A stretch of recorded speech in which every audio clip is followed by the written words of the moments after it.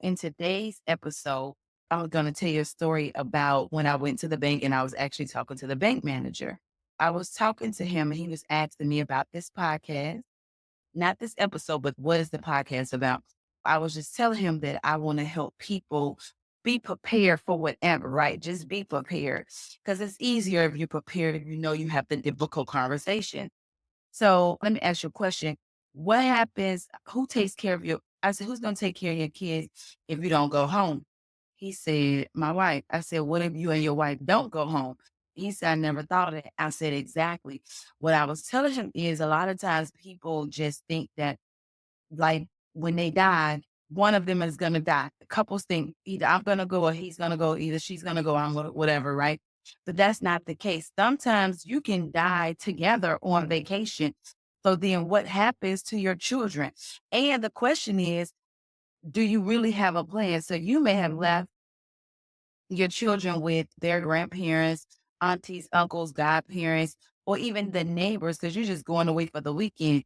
What if the weekend happens and what if you go away for the weekend and hang out or do whatever it is that you're going to do, but you don't come back? Who's taking care of your children? You may have a plan in your mind, but do the other people know that if something happens to you and your wife, do they even know that they're the ones that's gonna ultimately take care of your children? Think about that for a minute. What is the plan for your children if you don't never come home? Now, people like, but I don't want to think about that. You should think about that. The hope is that nothing happens and you live to be 150 years old. And by the time you leave at 150 years old, it's okay. I mean, 150, that's a bit much. The point is have a plan so that your children don't end up with nobody or end up with the relative that you don't want them with, or the auntie that smokes, the cousin that sells drugs, or whatever the case may be. Have a plan in place. I know in the military, one of the things that they have the soldiers do is what they call a family care plan. And in that family care plan, you have to name a person or a guardian. You actually have to fill out a guardianship form so that if something happens while you're in the army, at war, whatever the case may be, or even at training, or even just at work day to day. If something happens, they'll go ahead and activate your guardianship plan. You don't just fill out the form. Yes, you fill out the form, but you also have to have that person sign another form and notarize and saying that they accept full responsibility of the guardianship that you're appointing over their children. It's actually a really good tool. And yes, it's for the army. I would like to assume that all of the other branches of service have that. What about the civilians, the citizens? Have a family care plan in place and include like a guardianship of your children. So if something happens that you don't know what's going to happen, but if something happens, then at least your children will be well taken care of. And the person, you actually selected the person. They know what to do if something happens and you don't come home for whatever reason. That way, your children are taken care of and they're with the person that you want them to be with, not necessarily just out here in la la land because you didn't have a plan in place. Do you understand what I mean? It just makes so much more sense. You can be able to go on vacation with peace of mind. I remember I was going to keep babysit for one of my girlfriends. She was just going on vacation. She was going away for the weekend. And okay, that was great. And so I had her give me her children's medical card. And she kind of looked at me like, yeah, give me the medical card because if something happens, I don't want to be trying to figure it out. I have a whole card here. I got ID cards. I got a card here. I'm taking care of these babies, right? If something happens, right? But that was just me thinking on, I need to get a medical card just in case. And I think I was probably just thinking that because it was around the COVID time or whatever. And I'm thinking if these kids get sick while they're gone for the weekend, what do I do? How do I take care of them? Or if I need to get them medical attention, I don't even know who their primary care provider is. I don't have any information. All I know is they're not allergic to anything, right?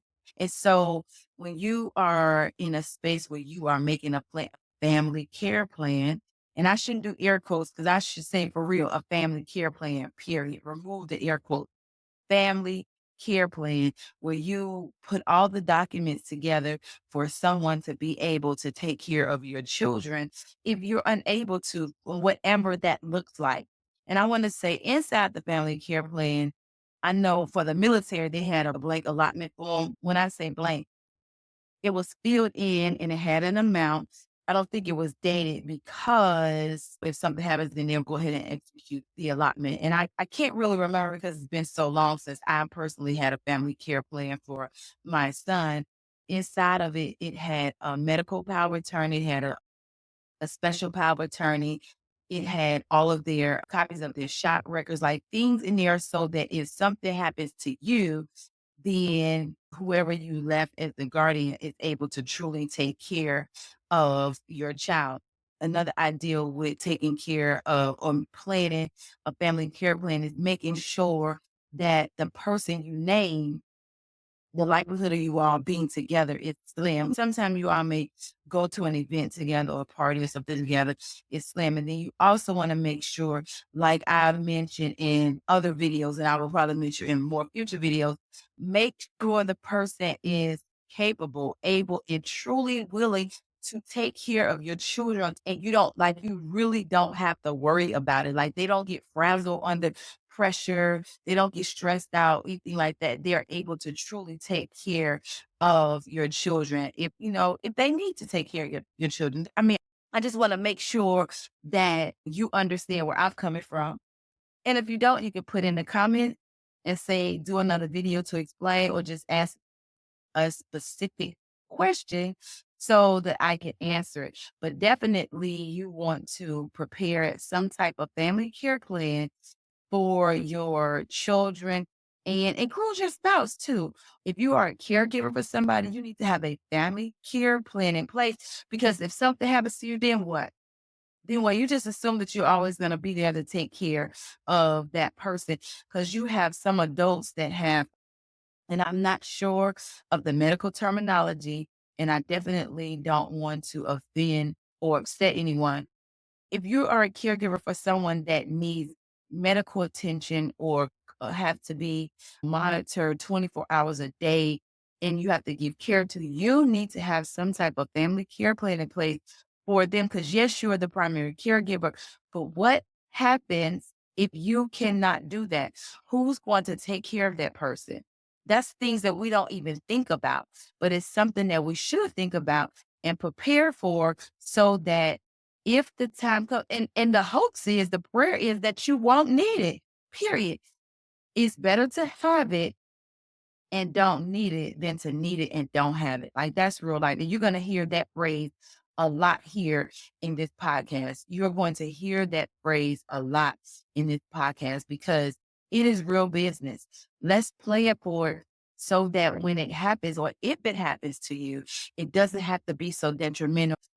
People jumping through hoops trying to make things happen and you just can't because the person that you need to get notarized, the document, they're no longer here or you can't find them. So seriously, think about preparing a family care plan for whatever your situation is, be it for if you are a caregiver already, if you are a single parent, even if you forget that, if you are a parent, period, whether it's a dual household or a single parent household, if you are a grandparent and you have custody, if you are a foster parent, if you are a guardian, have some type of family care plan in place for the person that you're caring for. The bottom line here is get a family care plan so that your family can be taken care of in your absence. So that what I'm going to say, bear with me, it's better to have it and don't need it than to need it and don't have it. How about that?